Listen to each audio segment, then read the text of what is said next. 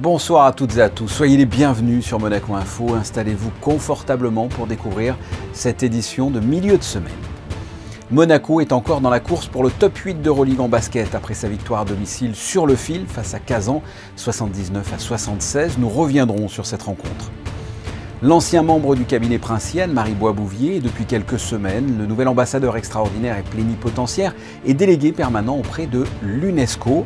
Quelle est l'importance pour Monaco de faire partie de cette organisation? Quels sont les dossiers gérés par la principauté à travers le monde, que ce soit dans le domaine de l'éducation, de la science ou de la culture?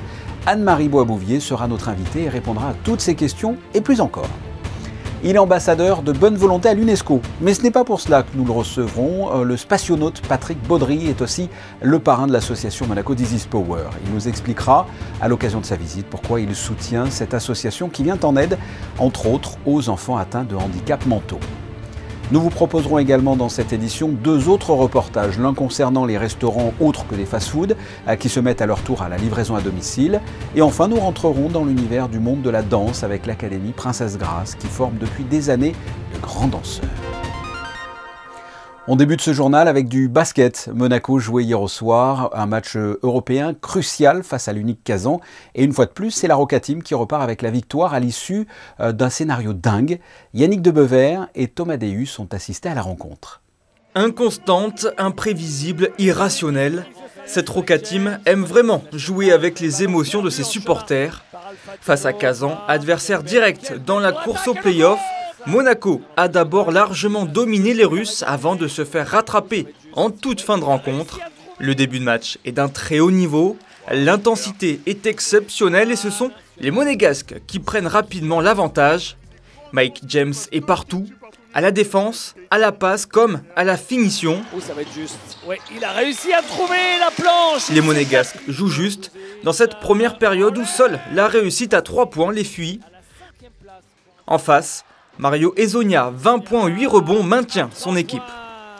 Le deuxième quart-temps confirme l'entame de match. Monaco déroule et augmente son avance. Les actions spectaculaires pleuvent de tous les côtés. Alpha Diallo, Dante Hall et Mike James s'amusent. Kazan est dépassé par le niveau de la Roca Team et à la mi-temps, les Monégasques comptent 8 points d'avance, 44-36. Au retour des vestiaires, Monaco va porter son avance à 13 points grâce à un 7-2. Mais Kazan ne se désunit pas et va rattraper la Roca Team petit à petit grâce notamment à un excellent John Brown qui apporte beaucoup d'énergie à son équipe. Sur ce 3 points d'Hezonja à la fin du troisième quart, Kazan revient sur les talons des Monégasques qui ne comptent plus que 6 points d'avance à l'entame des 10 dernières minutes. Plus 15, Monaco va compter jusqu'à 15 points d'avance à 6 minutes de la fin du match. Et puis, panne d'électricité à Gaston Médecin, la Roca Team perd toute son énergie. Kazan et surtout O.J. Mayo, 15 points dans le match et 9 dans cette période, enchaînent les paniers pendant que les Roca Boys ne trouvent plus leur adresse. C'est ce même O.J. Mayo qui trouvera dans le corner le moyen d'égaliser. De moins 15, l'Unix revient à égalité à 25 secondes de la fin, alors que Monaco a mené toute la rencontre. Le scénario de Kaunas semble se répéter. Obradovic prend un ultime temps mort. Mike James, vont-ils enfin réussir à gagner un match au buzzer, ce qui n'a pas été fait contre le Žalgiris Kaunas et contre le Real Madrid? Et là, cette fois, ça passe! Et là, cette fois, ça passe! Mike James dans le corner à 3 points! Et la balle perdue! Et la balle perdue! Ça y est, enfin! Same plan like last time, but now get in. Énorme erreur de la défense russe qui laisse la porte ouverte au shoot signature de Mike James. Ce sidestep dans le corner à 3 points est victorieux. James, 25 points, 7 passes, a été monstrueux pour une Roca Team toujours en vie dans la course au play-off. I think we play most of the game. We play good defense, and in offense we've been solid. At the end, we lose like 10 points, and because Unix is a great team, they're playing great basketball all season. We knew it's gonna be a tough game, but at the end, Mike hit the game-winning shot.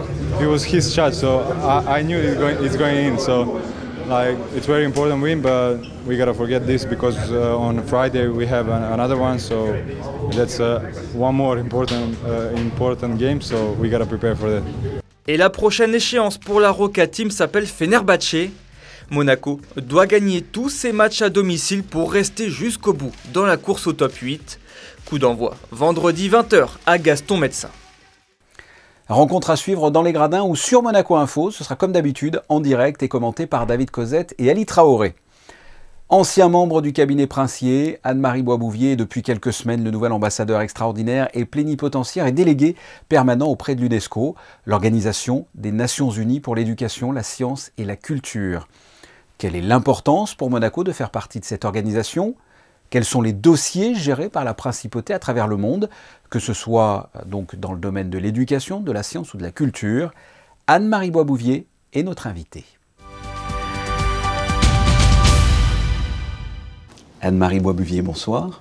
Bonsoir Fabien, merci de m'avoir invité. Je vous en prie. Monaco est un des 193 États membres de l'UNESCO depuis 1949. Quelle est l'importance pour Monaco de faire partie de l'UNESCO? Alors c'est une organisation effectivement créée après la Seconde Guerre mondiale. Elle faisait suite à déjà son ancêtre qui était créé dans les années 20. Et surtout, elle est axée sur 3 thèmes très importants pour la principauté, qui sont l'éducation, la science, les sciences et la culture. Et vous venez d'être nommé donc ambassadeur extraordinaire et plénipotentiaire et délégué permanent auprès de l'UNESCO. Qu'est-ce que ça représente pour vous? Alors déjà un grand honneur, mais également un bonheur de pouvoir travailler les domaines en question, parce que c'est vraiment l'ADN de Monaco. Donc les sujets qui sont à traiter sont en plus un plaisir non dissimulé pour moi. Et quelles seront justement vos missions, vos priorités? Alors, l'année 2022 est une année donc, de commémoration, comme vous le savez. C'est le centenaire du prince Albert Ier.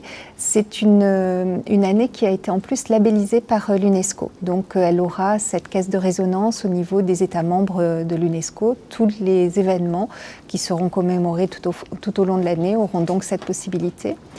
Et c'est aussi un moment d'importance parce que nous inscrivons en 2022 dans cette décennie des sciences océaniques décidée par les Nations Unies, donc 2021-2030, pour lequel, comme vous le savez, le prince Albert Ier était vraiment le prince savant dans le domaine océanographique.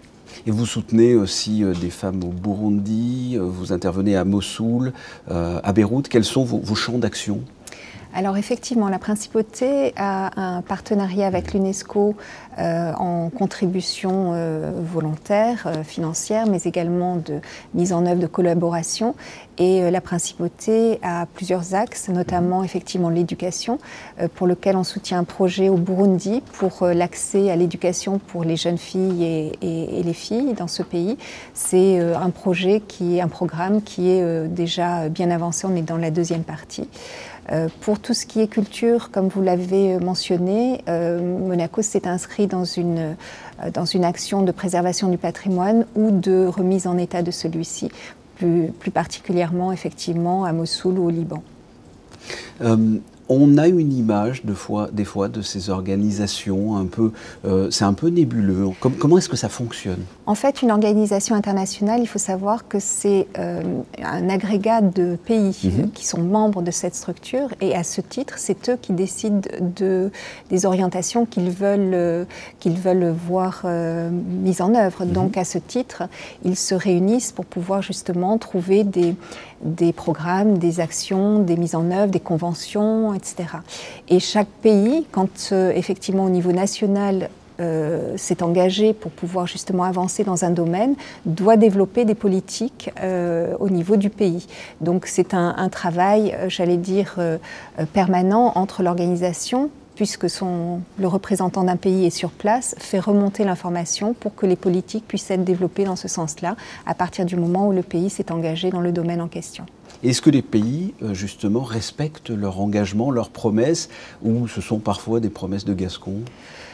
Dans l'éducation, la science et la culture, ça dépend évidemment de chaque pays, parce que chaque pays peut avoir une évolution différente, un développement différent, et à ce titre, chacun doit le travailler, j'allais dire, au niveau des politiques nationales, au niveau de sa capacité à agir sur ces domaines-là. Donc c'est vrai que pour Monaco, on est un pays privilégié en la matière, et ce sont des sujets qui se développent très très bien. Pour finir, dans votre actualité, il va y avoir un rendez-vous théâtral. Alors oui, j'ai eu le plaisir de voir que M. Alain Pastor avait sa pièce de théâtre « Le rêve de Mercier » qui était en représentation à Paris de janvier à fin mars. Et à ce titre, j'aurai le plaisir de pouvoir accueillir et inviter des ambassadeurs de l'UNESCO le 24 mars prochain. Et à l'issue de cette représentation, ils auront un petit moment de débat avec l'auteur. Donc M. Alain Pastor nous a fait le grand plaisir d'être présent et on aura l'occasion de pouvoir échanger avec lui sur un sujet aussi bien d'éducation, j'allais dire, de culture, mais aussi d'histoire, puisque ça s'inscrit dans l'histoire, la période de la Révolution française. Absolument. Anne-Marie Boisbouvier, merci. Merci infiniment.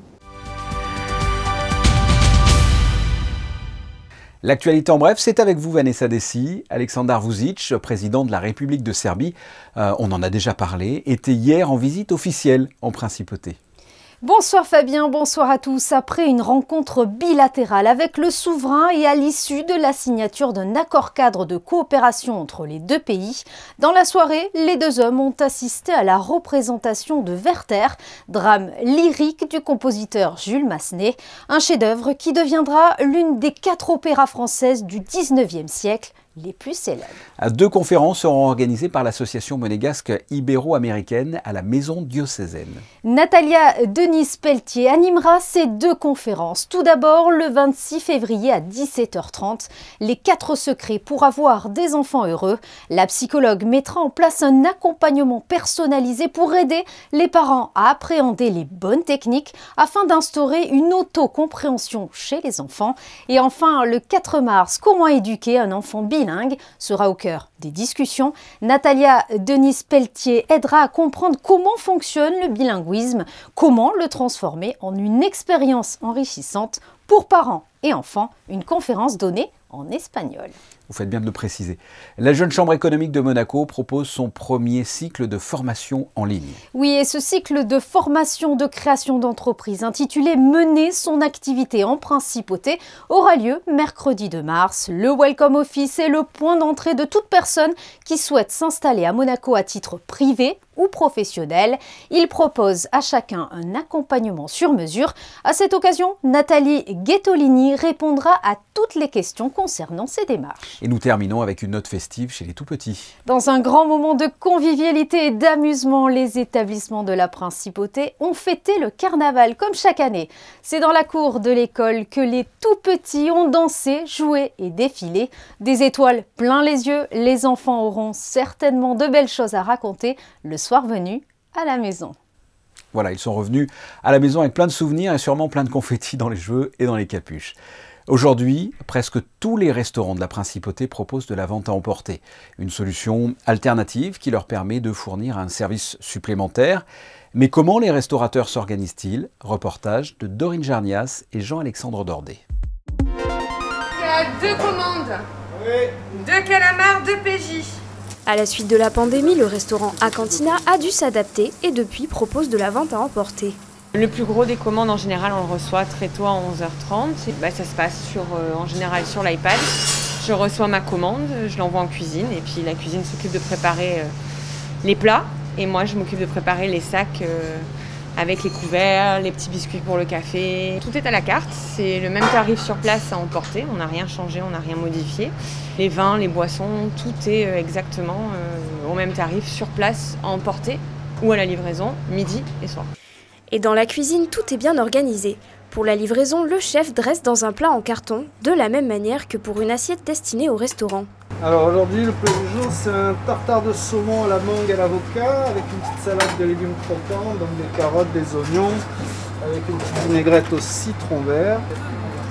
Alors là, c'est froid aujourd'hui, donc on va les garder au frigo le temps que le livreur il arrive. D'ailleurs, on va les mettre dans la vitrine, comme ça, dès que le livreur il arrive, ça part dans les sacs. Avec la livraison, la volonté est que le client mange son plat au bureau ou à la maison, de la même manière qu'au restaurant. De l'autre côté de Monaco, au Beef Bar, l'objectif du chef est le même, il veut satisfaire sa clientèle avec une qualité égale à l'établissement. On s'est adapté vu les années, on maîtrise ça totalement, hein, parfaitement bien. Hein. Parce que j'ai jamais entendu un client me dire la viande à la maison elle est moins bonne que la viande au restaurant. Il n'y a aucune différence, hein, heureusement, sinon les clients ne seraient pas contents, je pense. S'ils veulent manger Beef Bar, ils mangeront la même chose, la même viande qui est préparée pour les clients à table ici, au restaurant ou chez eux, elle est exactement pareille. Juste la différence, elle ne sera pas servie dans les plats, elle est servie dans un packaging spécialisé pour ça. Toutefois, s'ils essayent de satisfaire un maximum les clients, le chef refuse de faire de la viande crue en livraison afin de garantir une bonne conservation des aliments.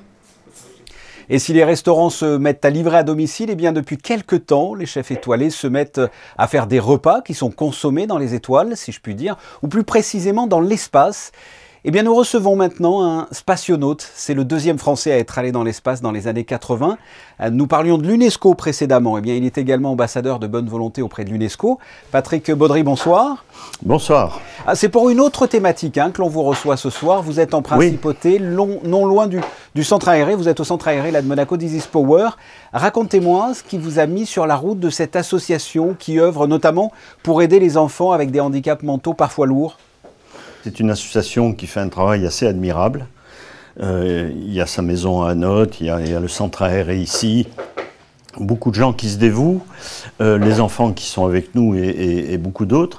Il est important, vous savez, ce qu'on appelle des enfants différents, ils sont bien sûr différents, mais ils se sentent différents quand nous, on les remarque différents. Et donc, tout le but de la vie et de l'encadrement, de l'entourage, de l'affection des gens qui sont avec eux, c'est justement de leur faire sentir qu'ils ne sont pas différents, qu'ils sont avec nous. L'espace, le fait d'être allé dans l'espace vous a fait voir la vie différemment parce que vous vous impliquez beaucoup pour la jeunesse, par exemple. Vous savez, quand on a cette chance, ce privilège d'aller dans l'espace, c'est qu'on a eu la chance inouïe d'être en bonne santé, d'être, disons, conforme au règlement et donc d'être sélectionné et un jour d'aller là-haut et de voir sa planète de l'extérieur.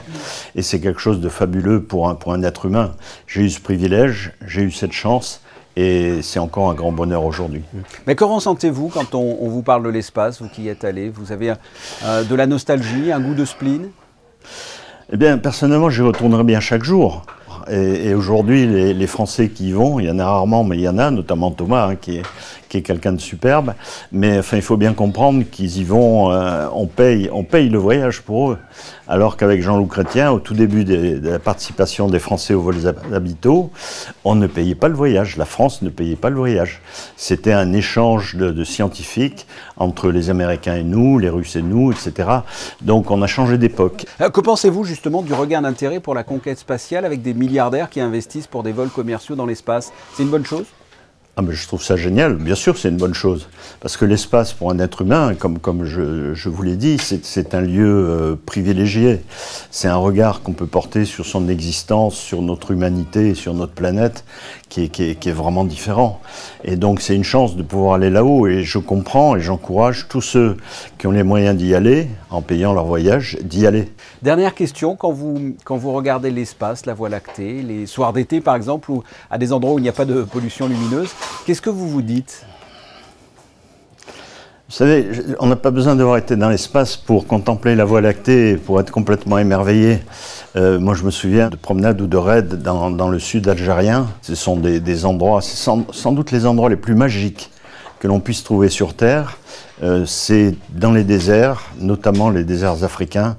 Là, vous avez une voûte céleste qui dépasse l'imagination. Et vous pouvez rester comme ça pendant des minutes, des quarts d'heure, des heures, à contempler les étoiles et le ciel. Et qu'est-ce que vous vous dites à ce moment-là?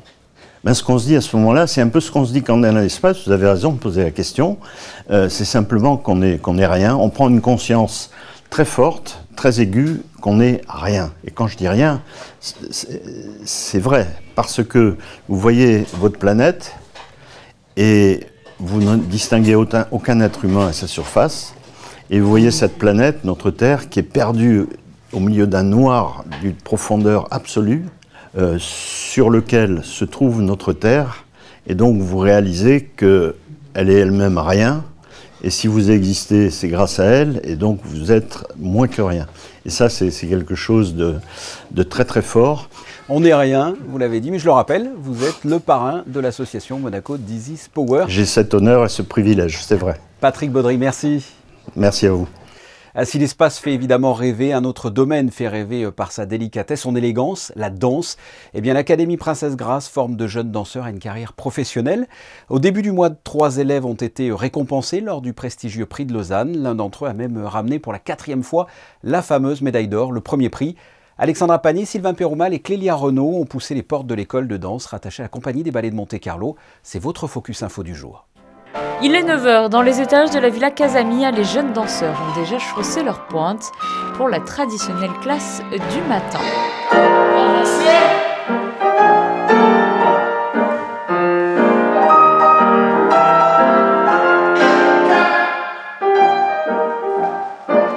Classique contemporain, mais aussi du pilates, des cours de musique, d'histoire de la danse ou encore des ateliers sur la nutrition. Ils sont 40 cette année à bénéficier de cette formation très complète. Leur ambition, devenir danseurs professionnels. L'Académie Princesse Grace a été fondée en 1975 selon le souhait du couple princier. Située avenue de la Costa, dans le très prisé quartier de Monte-Carlo, elle est dirigée depuis 2009 par Luca Massala. Une direction qu'il prend avec passion pour cet établissement qui est bien plus qu'une école. Une école de vie. On enseigne aux élèves l'éducation de ce métier, d'être danseur, mais aussi de comment se porter tous les jours. Mais je pense que la chose la plus importante, c'est la maison où des adolescents viennent passer 4 à 5 ans, se connaître mieux, à familiariser avec d'autres personnes d'autres pays et connaître un peu plus le vocabulaire de la danse, l'amour pour cette profession et l'éducation de vie qui aujourd'hui est un peu plus difficile à trouver. Un véritable deuxième foyer pour ces jeunes adolescents qui, en plus de développer leur future carrière, doivent apprendre à se connaître et devenir de jeunes adultes. Une période importante et pas toujours évidente. Tout a été pensé pour leur apporter confort et sécurité au sein de cet internat. On exerce ensemble, on progresse ensemble, on apprend chacun sur soi. On a l'aide de notre directeur, de tous nos professeurs et aussi des maîtresses d'internat. On apprend de tout le monde. Mes 2 premières années, c'était assez difficile. Mais après, c'est pas qu'on prend l'habitude, mais on sait qu'on est ici pour notre bien et pour notre carrière. Donc, on est très sécurisé ici, donc il n'y a pas de souci. Garçons et filles vivent ensemble, mais les règles sont strictes ici pour garder une ambiance conviviale et studieuse. Des journées prenantes et diversifiées pour faire de ces jeunes danseurs de futurs professionnels de la danse. On a la routine d'un danseur avant de devenir professionnel. On a des classes tous les jours, tous les matins. Ensuite, l'après-midi plutôt, c'est plus spécifique. On a par exemple des cours de pas de deux, de répertoire, de variation. On a des profs invités aussi qui viennent et il y a aussi un temps pour les études, bien sûr, scolaires. Oui, pas question de laisser de côté le cursus scolaire. Un système éducatif a été mis en place pour permettre à chaque élève de maintenir une inscription dans un établissement de son pays. À l'image de Clara, qui a brillamment obtenu son baccalauréat l'an passé avec une mention très bien. L'Académie vise à former l'élite de la danse de demain, un souhait qui se traduit aujourd'hui par la renommée qu'a acquis l'école de danse monégasque au sein des plus prestigieuses au monde. Dans l'enseignement de professeurs, ils savent que voilà, ce qu'on va leur donner, ça va être quelque chose qu'ils vont devoir utiliser dans leur carrière professionnelle. Et quand on arrive à la dernière année, à la 4e année, il y a aussi dedans une recherche de ma part avec des directeurs du monde entier. Alors, les premières années, c'est moi qui écrivais et qui téléphonais tout le temps. Aujourd'hui, je suis fier de dire aussi que c'est beaucoup les directeurs qui nous appellent, qui nous écrivent en disant « Ah, je voudrais avoir une fille, je voudrais avoir un garçon ». Ils parlent souvent d'une taille, 1m80, une fille 1m75, 65. Mais la qualité, ils savent qu'elle est toujours là. Depuis quelques années, l'Académie Princesse Grace compte 100% de réussite pour les étudiants de dernière année, c'est-à-dire qu'ils ont tous réussi à obtenir un contrat dans une compagnie professionnelle de renom à la sortie de l'école. Aujourd'hui, c'est au tour d'Andrea de signer son tout premier contrat. Il y a 5 ans, elle arrivait de Roumanie pour réaliser son rêve de petite fille. La signature de ce contrat te montre que tu as réussi. En signant ce contrat, tous les sacrifices que tu as fait, tous les sacrifices que tes parents ont fait, tous les doutes que tu peux avoir, tous les larmes que tu as pu descendre dans ton visage, ont valu la peine. Hein, parce que pas beaucoup de gens y arrivent. C'est un moment très spécial pour moi. C'est un peu incroyable que j'ai finalement réussi et que j'ai eu un contrat dans une belle compagnie. Andrea prendra la direction de la Suède à la rentrée prochaine. Stuttgart Ballet, Mariinsky, English National Ballet, American Ballet Theatre ou encore les ballets de Monte-Carlo bien sûr, de futures étoiles made in Monaco. Un point météo à présent, Vanessa. Le soleil sera-t-il encore au rendez-vous ce jeudi? Eh bien non, Fabien, le temps se couvrira légèrement durant l'après-midi, mais le soleil pourrait tout de même faire quelques apparitions. Les températures oscilleront de 8 à 13 degrés. Le soleil se lèvera à 7h14 et se couchera à 18h12 et nous fêterons les modestes. Bonne fête à eux, encore faut-il les trouver. Ce journal est terminé, merci de votre fidélité. On se quitte avec les photos du jour prises par Stéphane Dana, avec le carnaval dans les écoles, entre déguisements de princes, de princesses ou de super-héros. Vous retrouverez à ma place demain, 19h, Émilie Rousseau. À très bientôt, au revoir.